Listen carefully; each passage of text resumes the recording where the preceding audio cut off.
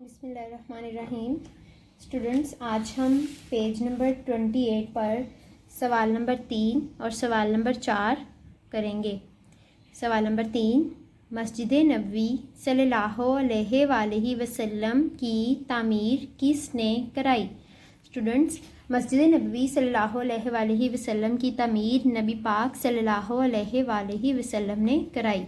चलें जवाब लिखते हैं। मस्जिद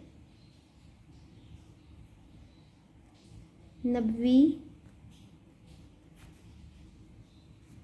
सल्लल्लाहु अलैहि वसल्लम की तामीर नबी पाक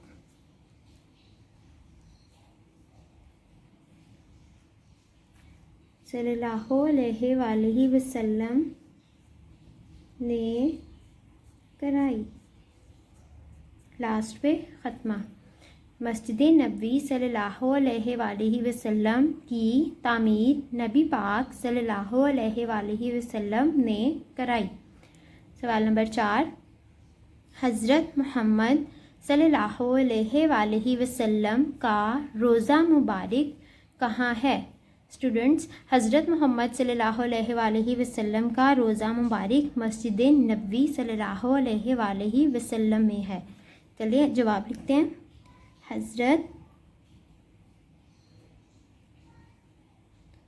मोहम्मद सल्लल्लाहु अलैहि वसल्लम का रोज़ा मुबारक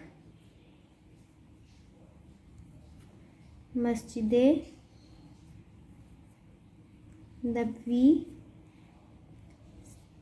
सल्लल्लाहु अलैहि वसल्लम में है। लास्ट पे ख़त्मा।